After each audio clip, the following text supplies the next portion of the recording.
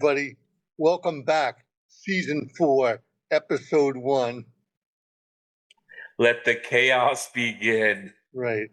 Chaos in every direction. Yes. All right, let's do a little housekeeping, Nikki. Right. To start the season. We got to bring things forward to August 2026. Yeah, we've changed some things this year because, if you don't change, then you go stale, right? So we're changing things up a little bit. We're going to, we try to get a sponsor. We had a couple corporate sponsors that were close, but I couldn't get them over the top. I tried. All right, good for you. Good job. We just don't have enough subscribers or subs, as they call them in the industry. All right. We do have a podcast, but I have a real job too, and so do you. Right. Okay? There's no money being made here tonight. Right. We're doing this out of the love for the game, period. Right. But Terrapin Realtors, my brokerage, which funds a lot of the stuff going on with this, including our IT department, has gracefully become the team sponsor. I'm not going to talk about it if you need some real estate help, let me know. Everyone, I'll give you my number one more time, 301-996-5190. If you want to buy or sell your house, I got you. If you just want some real estate advice, call me up. I can help you with that. That's free. Okay, that's the first thing. Second thing is we have 2 Maryland season tickets in the Terp Tank. All right, baby. Explain the Terp Tank. The Terp Tank is this new thing that Maryland's trying all these new things to try to spice things up on game day. Terp Tank is part of the student section. They're going to have a dunking tank there. You're supposed to stand up the whole time. They're going to have drink specials. It's just supposed to be the debauchery. It's like the blue section at the Rangers game, all right? It's supposed to be the debauchery sections. I got 2 tickets in the tank for hopefully some of our young watchers. I mean, I don't think any older people are going to that, but the young watchers can. And if you win it and we have some availability, you'll get invited to the suite as well. Right. So, and the Sky Suite is unbelievable. Free food, free booze. You get to meet the president of the school, the AD. They're all walking around right with us. So it's a really nice treat. I thought it's a way to also reward all our loyal people that have been watching the show, right? Right. Many of them have been watching for years. So yes. This is our 4th season. So, 4 years at least. Right. And we're going to do the giveaways during the lock of the week when I do a 30-second reel on the lock. Right. After you post, if you tell us the lock, that will be, we'll figure out some way to give out the tickets based on your comment, or did you repost it? Some way of engaging with us and engaging with the public. Yeah, don't worry. We've got this. Okay. All right. That's the end of that. Let's get down to brass tacks now, Nick. You ready? Ready. What is going on with the law and college football and the pros and the semi-pros? Right. So basically we're I guess 5 years into the NIL era. 2021, 22, 23, 24, 25. So 5 or 6 years into this. And it's gotten out of hand where now you have we've crossed over from being college sports. Now it's just young people's professional football. Yeah. Basically. And and obviously this week, the biggest news of the offseason came this week when LSU signed a former player of Lane Kiffin who'd been with the Philadelphia Eagles earlier this year, and now he's with the Cleveland Browns. So he signed two professional football contracts, and now he's trying to get back to LSU. And I think last night you said that the presidents of the SEC conference said, we're not doing this. We can't have guys coming back from the pros to play college football.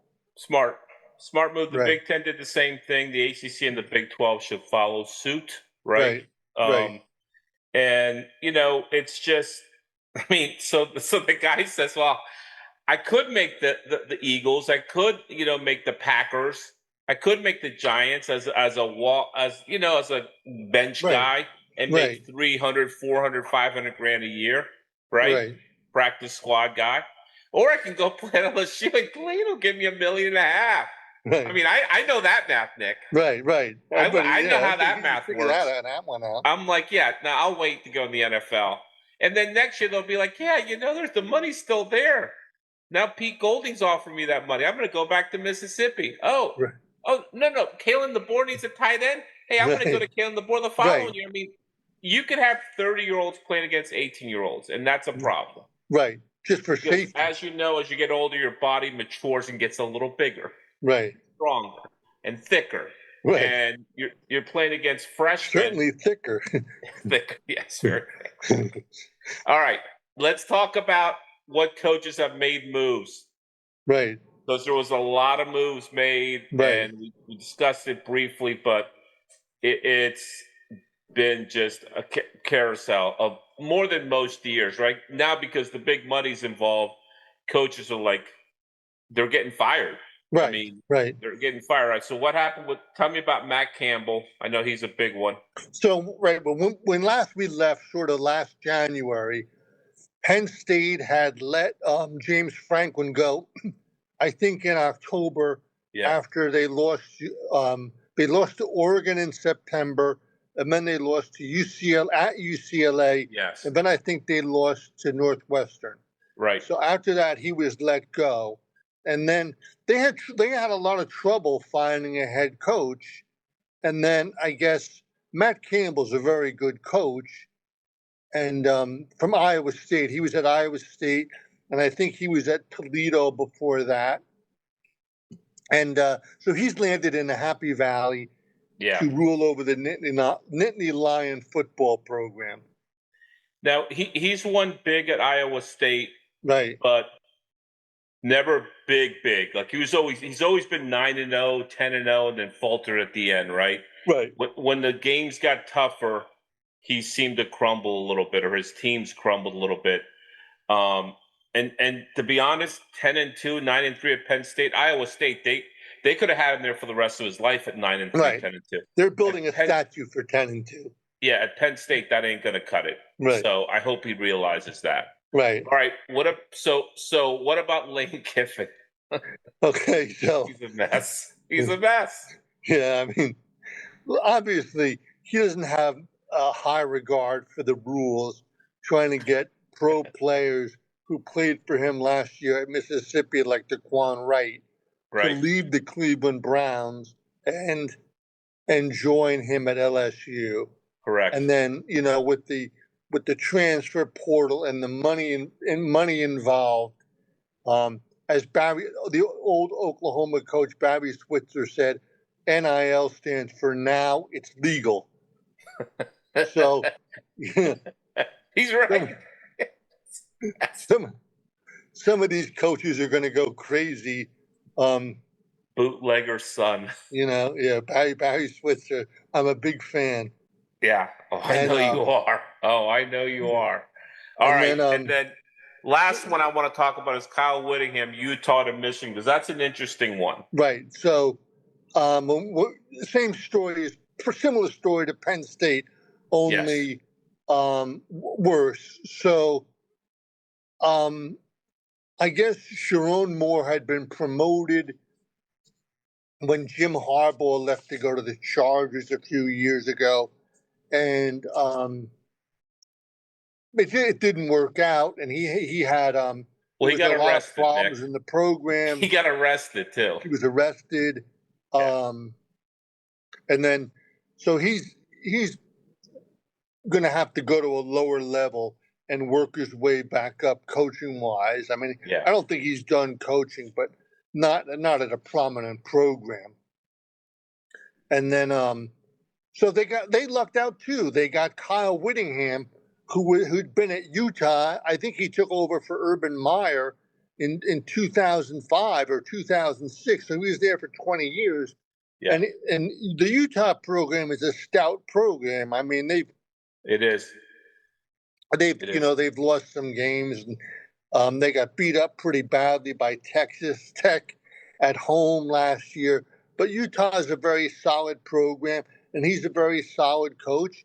And they brought him in. Obviously, I think he's in his early 60s. He's not going to be a long-term hire, but they needed someone to stabilize the situation, to put a floor under things, and to get them pointed in the right direction. And he will. Yeah. And he It's a understands solid football. hire again. Right. But for Michigan, it's not a great hire. They could have done so much better than Right. him Right. because Michigan has money, has power, Right. has a recent national championship. I mean, Right. they recruit the country. Michigan is a big top 10 program. Oh yeah. So I thought that was a good hire, but it could have been so much better at Right. Michigan. Right. That's But what yeah. that's my No, feelings. you're Like right. Penn You're State absolutely right. is a bit of a mess because they fired a guy who went 10-2 every year. So everyone's like, "What are you doing, Penn State?" Right. But Michigan had to get rid of Sharon, not because he went 9-3 last year, because he threatened to kill one of his girlfriends. Right? Right. He worked in the Right. football program, and she was pregnant. Right. It's a mess. Right. All right, so let's talk about the portal because it's definitely here to stay. Hmm. They're trying to extend it. They're not going to be able to, but Right. the thing with the portal is 37 and 8 kids entered the portal last year, Nick. You know, in the spring or in the fall, in the January, whenever that opened up. Right. 2,827 are in a new place. Right. 69 withdrew from the portal, which is probably smart. They couldn't Right. find a home, and the old school took them back. And then 812, 21.89% are sitting at home Right. doing God knows what. They're not playing football, Right. which Right. is really messed up because they were on scholarship Right. and they thought, oh, let me get something better, and then they got nothing. Right. So Right. It's a tough thing to navigate as a young person. Yeah. Well, they all have handlers. They all have Right. agents. They all have street people handling their Right. business. Is that a good thing or a bad thing? I mean, are they looking You out know, for them? anytime there's handlers, it's a bad thing, Nick. Right. Right. You know, let the parents Right. do it. Why aren't the parents doing it? I mean, where are the parents? Right. Jesus. All right. So let's go into some prediction mode here. All right. Okay. Let's get into the football. Let's get down. Let's get into the football. So who do you think won the portal? The portal season, the impact transfers are going to be? Where are they going to be at? I mean, you could always look at. Go ahead. I think if you ask who wins the portal, I would think it's the Texas schools because of two words: oil money. How much is one word? Money. Yeah, I mean those boosters have a lot of dough, and they can 40 million to them is nothing. Yeah, they would give up 40 million for a national championship all day, every day, right. And so they would in Louisiana for LSU. Right, they're crazy. I mean, they are absolutely insane. They got what they wanted. They got Lane. Let me just say one little thing about Lane Kiffin, who's a carpetbagger, will go for a new job anywhere. Right. If that Bama job opens up, if Kalen DeBoer falls on his face this year and Bama opens up, he will be gone from LSU after 1 year. Mark my words. I could see that. That's a good call. That could happen. No doubt in my mind. If Bama opens up, he will leave for Bama. So LSU, beware. All right. You have any bold predictions for this upcoming season? Like something, crazy playoff teams? I really don't at this point, and the reason is that it's so chaotic with like which players are in which places. Like John Hoover, the former TCU quarterback, I think he's with Curt Cignetti at Indiana now. Yeah. It's just maybe it's going to take me a couple weeks to figure out who's where. All right. Well, I think based on paper, I do think BYU and LSU both make the playoff. That would be my bold predictions, that both of them make the playoffs. I think LSU is loaded up. If they don't, I mean, Kiffin, he's a crazy mofo and will cheat and will do whatever to win. but he's also a good coach on top Right. of all that. Right. So when you give a guy who's a good coach and you give him all the resources he needs, and he goes out and gets players, and he goes follows Sam Levitt from school to school in his private jet, even though he's not visiting LSU at the time. Like, he flew with him to Tennessee, he flew with him to Miami. He didn't fly with him; he just followed him there, just Right. to let him know that he's still here. I mean, Right. he's a nut; he'll do whatever. Right. And he's a good coach, good game Right. day coach, good strategist, good offensive coordinator. You know, they're going to win, I think. And I think BYU has a lot. They have, I think, 17 starters coming back. I like them to make the playoff in that Big 12, but you know, Texas Tech has all that money. But you know what? They don't have a quarterback, and that's a problem. Right. You got to have a quarterback. Right. It's always going to be a quarterback league. We should get into this a little bit. We don't want to get too far down the Sorsby? road, but basically they went out to get the best quarterback on the market, um, Brandon Sorsby, Right. and he it didn't work out there, and yeah, there's some so it didn't work out. So but their quarterback is good. They had the kid Will Hammond from last year. Right. And he was injured, but I think he broke his leg, but he's back this year. So the Texas Tech will be good. Yeah, they'll be good defensively for sure. Right. But Sorsby, you know, love that gambling, man. He got busted. It's so obvious. It was more obvious than Moneyline Mateer that they just said we can't. Right. Even Texas Tech said we can't, which is crazy. Right. All right. Who do you like to be the national champion? I think I'm just gonna go with the Georgia Bulldogs. You are? Okay. Yeah. And I'm gonna go with the Hurricanes of Miami. I think that's a good their pick. time. Yeah. I think they tasted the championship last year, and I got them playing Notre Dame, who tasted it the year before. And I just think both those teams have pretty easy schedules to get through the gauntlet of the season. And come playoff time, all that talent's going to show. Notre Dame defensively is stout. They're really good. CJ Carr is really good. Mensa is really good for Miami. I mean, Tony, Fletcher. I mean, they're loaded all over the field.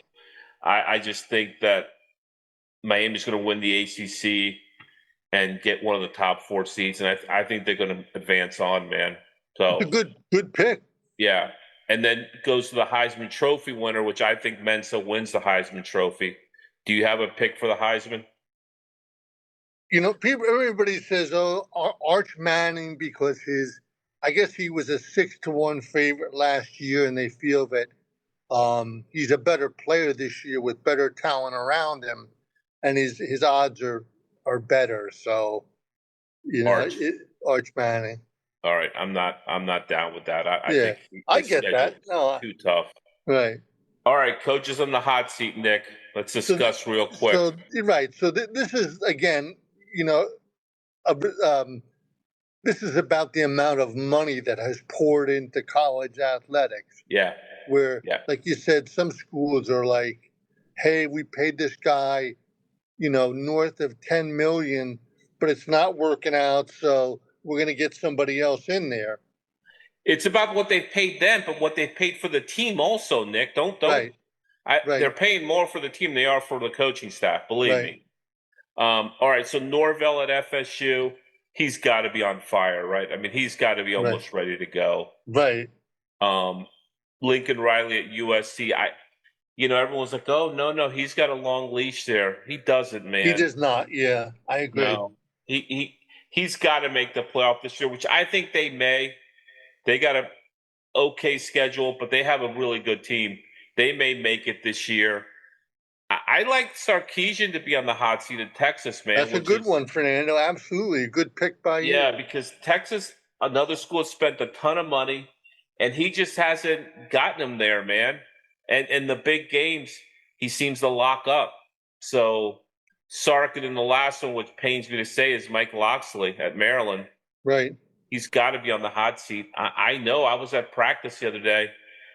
The team looks great. I mean, they got some talent. They got a bunch of NFL guys on their team. Because I was talking to scouts on the sideline during practice, and they're like, "Oh, they have NFL talent on this team." Right.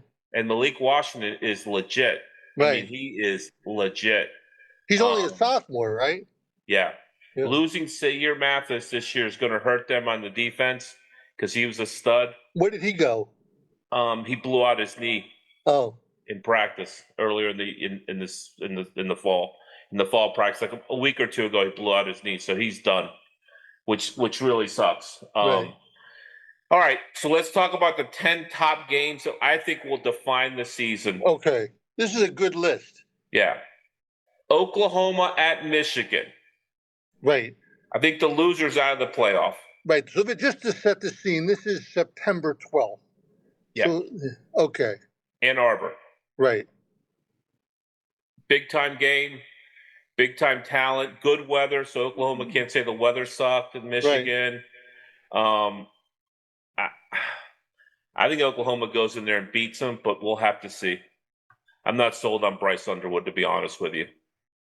Yeah, I mean, I don't, like you said, it might take Kyle Whittingham a little time to get the ship righted.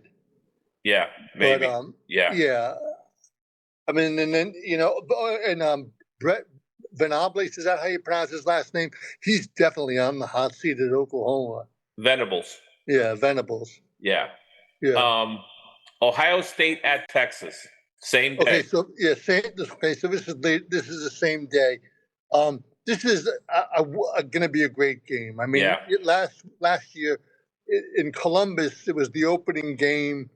Ohio State had defensive studs at every position. They did. Arvell Reese, Styles. These are a lot of these guys went in the top 10 of the NFL draft. Caleb Downs. Downs, yeah. But they reload, man. Don't feel bad for Ohio State. They got dudes that are just as good as them now. Right. So I'm not that concerned with the defense. I think in Texas has got to win that game. They have to win that game. Right. Don't think Ohio State does, but Texas has to win that game because the rest of their schedule is brutal. Right. Georgia, Bama, LSU, A&M, just brutal. The top teams in the conference are playing. All right, September 18th, a Friday night game. Houston at Texas Tech. I think it's for the Big 12 championship. Right, it's a sneaky game, right? For the one seed. Yeah, I think Houston's going to be pretty good, man. Yeah. It's at Tech in Lubbock. It's going to be crazy there on a Friday night. They're going to be good and geared up and juiced for the game, right? Right. I heard it's a great atmosphere there in Lubbock. I've never been to a game there, but I would love to go to a game there. It's hard to get to, but I take your point. Yeah. All right. And then the following night on the 19th, LSU at Ole Miss. That has to be on the list just because of the anger. Right. I mean, when LSU, I guess they draw. I don't know. Do they fly to Oxford or do they draw? I'm not sure. No, they fly the private jet, man. They're gonna need heavy police protection that weekend. Yeah. That's going to be a problem for Lane when he rolls in there. So is the team. Right. I mean, if I was Lane, I'd wear a helmet on the sideline. I don't know if he can, but I would. Right. All right. October 10th, 2 huge games. Oklahoma, Texas, in Dallas, the Red River. Right. That's always on my list every year because it's an epic Red game. River Riot. Yeah. We're going to have to go to, I think, next year, Nick. We'll have to make that a go-to game next year. And then Georgia at Alabama, a classic SEC rivalry. You've been to that game, right? Yeah. Oh, yeah. I've been to that game in Tuscaloosa, and it's in Tuscaloosa again. So, yeah, I've been there. It's insane. Like, I've never seen tailgating like that. It's basically 5 blocks. Everyone tailgates in these 5 blocks, and that's it. Right. There's no outside parking lots. It's all condensed into one area. You got about 150,000 fans in one area. It's crazy. All right, October 17th, the following week, Notre Dame at BYU. I think is a huge game for Notre Dame, man. Right, because their schedule is not too hard, right? No. So so if they can, take care of BYU and take care of Miami in early November at home, it might be clear sailing to the playoffs. Yeah, they could run the table. There's no doubt. I do think that this is a trap game for them. Altitude, juiced up crowd. I think this is going to be, it's BYU season. I mean, Notre Dame could lose this game and still get in the playoff. I think BYU, they win this game, they're in the playoff. I mean, even if Right. they go 9-3 or 10-2. And then November 7th is the last week that I have these great games. I didn't pick Michigan, Ohio State because everyone wants to pick that game. They're better games. November Right. 7th, Miami at Notre Dame. Right. I think both teams could be undefeated going to that game. It'll be crazy and wild. We're planning to try to go to that game. I already got my hotel Yes. lined up. I don't have anything else done, but Right. I think that would be a great game to be at, right? Absolutely. You know, we've been to so many games. We've been to games together. We've been to different stadiums individually. Yeah, And if we added it all up, we've been to a lot of college football games in yeah, a different lot of places. campuses. True. Yeah, man. I mean, I love it. I love it. Right. It's what I like to do every fall. I mean, Right. I got a group of friends here in Maryland that do the same thing, and they invite me, and we Right. come and go, and they come to my Maryland tailgate and go to the Maryland games with me when Right. they're in town. But a bunch of them are going to LSU, Clemson. I got some that are going to be in town. One has a kid at Michigan. He'll probably be at Michigan the following weekend. One has a kid Right. at Georgia. He'll be at Georgia for a week. You know, one of those games. So Right. they went to Georgia, Florida last year. A group of like 10 of them, which I was invited to, but I couldn't make it. Sure. Oregon, same day. Oregon at Ohio State. That's a good. You know, obviously they played before Oregon joined the Big Ten. But that's a serious game right there. The Oregon Serious. Ducks versus the Ohio State Buckeyes. You're going to have 20 NFL prospects on the field at Yeah, yeah, anytime. easy. Yeah, And there's only 22 people on the field at right, all times. I think right, 20 of them are NFL prospects. right, Um, and then the last game that night is Alabama at LSU. right. So Alabama's kind of owned LSU. You know, They have um, when LSU is beating Bama, they've made a run in the playoff. They've won national championships when they've right, beaten Bama. right, So if they want any chance to make the playoff, they have to win this game. And same for Bama, because if Bama could have a loss or two by then, they have to win this game on the road. Tough place to play, Tiger Stadium. I will be in Tiger Stadium, Nick, without all you. I right, got invited by a buddy all for right. LSU Texas A&M at the end of September. Ooh, that's a good one. And I'm so looking forward to that. All right, here we go. Ready for our picks? Let's Ready do for it. picks. Ready to do some picking. Week 0.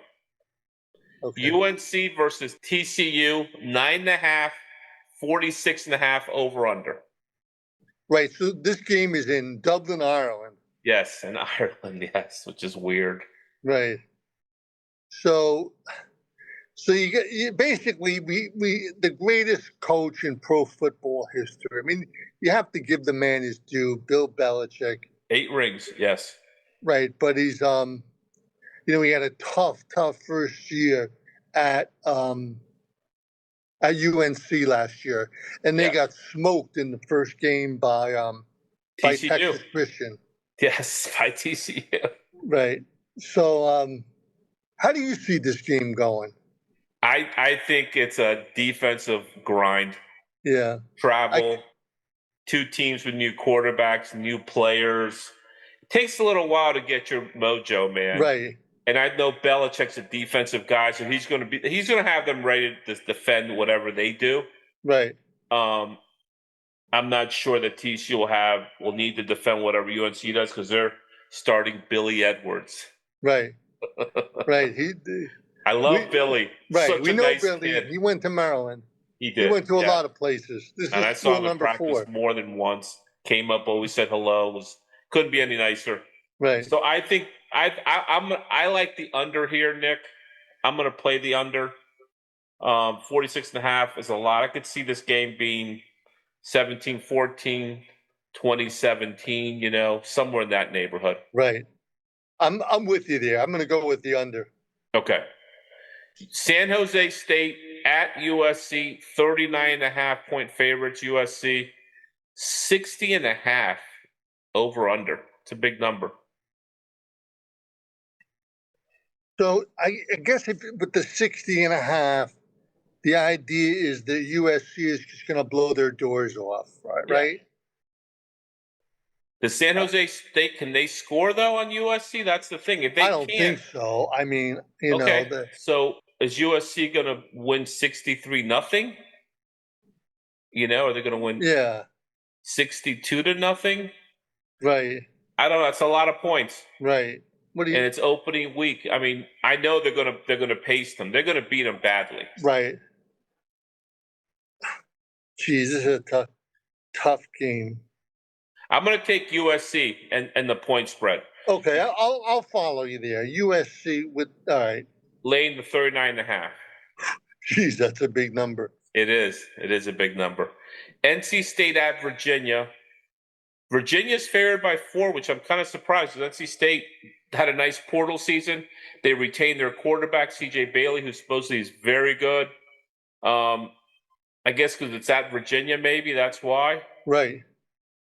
But what do you think? So, but didn't you tell me that this game was supposed to be played somewhere else? In Brazil. In Brazil, right? And then it the didn't work Brazilians out. couldn't get it together. They were like, "We're trying." And they were like, Right. "Forget it, we're out." Right. So the game's back at Charlottesville. Right. I would go with. I'm going to go with the under. I just don't think it's going to be a high scoring game week 1. Okay. And I'm going to go with NC State, and I'm also going to go with the under. Okay. A double bet it, but I like NC State here.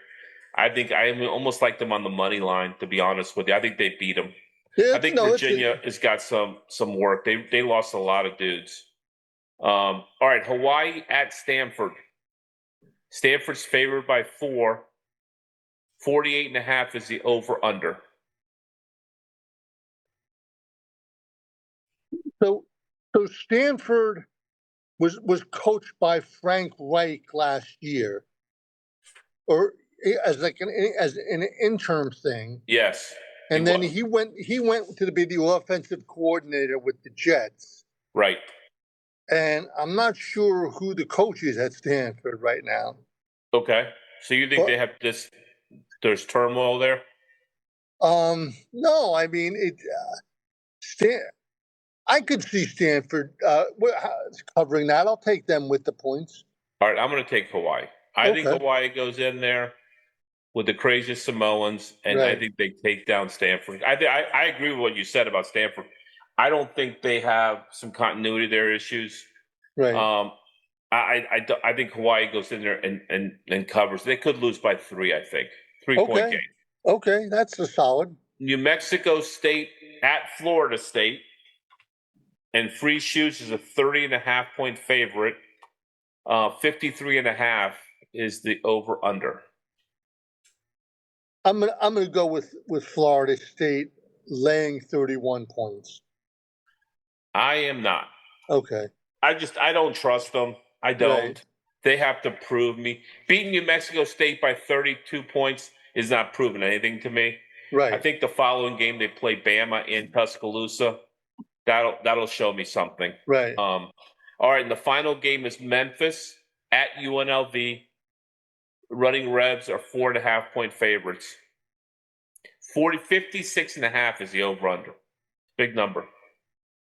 That 56.5 to me is a big number for an opening game, so I'm going to take the under. Okay, and I'm going to take UNLV. I think they beat them pretty handily. All right, Nick, talk to me about the lock. What do we got? Okay, so I sort of like the game that we just spoke about, the under on the Memphis State at UNLV game. You like that under? Okay. Yeah, the coach at Memphis State last year, I think his name is Ryan Silverfield. He went over to Arkansas. Right. So Memphis State is going to go in with against Dan Mullen. I guess it'll be hot in Las Vegas. I just don't see that number of points being scored the first game out of the chute. Okay, so you're going to go with that under on Memphis UNLV as a lock. Correct. That's okay. All right, and the last segment is the RIP. We're Right. This year was a tough year for everybody. Right. Here in my Especially for you. household, my Especially for family you. Right. lost my mom Right. in March, lost Right. Shelly's sister in July, who was Right. kind of like my sister. Right. I don't have any sisters, and she acted like my sister. She was like my sister, and she was extremely generous and a big part of our lives here. Oh, She, definitely. went to every birthday party, every event, everything that we had in the house, she was here for. Right. Always showed up, always was present. And was always glad to be there. Yeah, we've been going to the Never, beach with her. never went grudgingly. No, Always right. wanted to see everybody. Yep. Been going to the Outer Banks with her since 1991, I think. Yeah. 91, so that's 35 years of Yeah. vacationing with her every year. On top of other vacations we did with her, she Right. went down to the Orange Bowl with me one year, and Shelly Right. and her Right. husband. We went. Penn State played. Who'd they play in that Orange Bowl, Nick? Oklahoma, I think. They beat them in like 4 or 5, 6 overtimes or something. It was an incredible game. Right. I left when the overtime started. I was like, I'm out of here. I have Right. Right. rooting interest. I'm gone. They were Right. not happy about it. I was Why like, I don't you don't really talk give a a shit. little bit about the talk a little bit about Brenda and the T-shirt you're wearing? Yes. So that's the reason I'm wearing this Penn State T-shirt. This Right. is Brenda's. When Brenda died, she had a lot of Penn State gear. A lot of it was 2X. She was a big girl, and I'm a 2X now. So I was like, I grabbed a lot of her T-shirts, gave some away at the beach, but I Right. kept some of them for myself, and a couple of them were Penn State T-shirts, and that's the only reason I'm wearing this Penn State. Don't get it twisted, Penn Staters out there. Right. I'm not a Penn Right. Stater. I hate those motherfuckers. I always have. Except if your kids are. I love your kid. Right. And they got a cocaine problem there, apparently. So we. when that news broke, it was one of the best days of my life. Let's just say that. Right. Right. So that's why I'm wearing the T-shirt. And then, of course, my mom died. Was horrible. She was very sick. Right. But she died, man. That was just it wasn't sudden, but it's still, you never are prepared for death, man. It's the weirdest thing. Like, they're dying. Like, I was with her January. I went down there in February and stayed with her when she got put in the hospital. And then she died in March. And, literally, she died on March 2nd.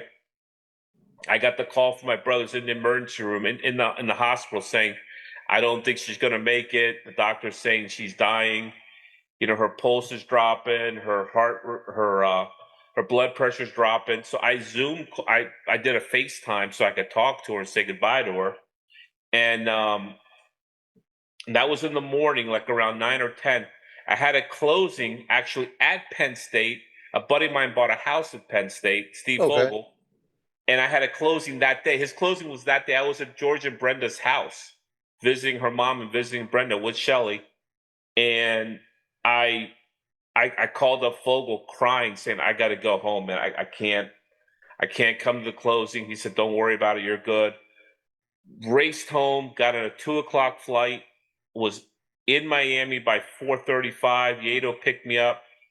I was in my mom's house by 7:00 that day. So I wish she would have hung on for one more day so I could have said goodbye to her in person, but it didn't happen, man. And Brenda, when she died, Shelly was there the weekend before and got to spend a lot of time with her. And I was there the weekend before that and I got to spend a lot of time. Like, I spent 2 days with her, 2 whole days with her. So we got to see them both before they died. So it wasn't like, oh my God, they died. I haven't seen them in a long time. It wasn't like that at all. Because my mom, I would go down 5-6 times a year. Yeah.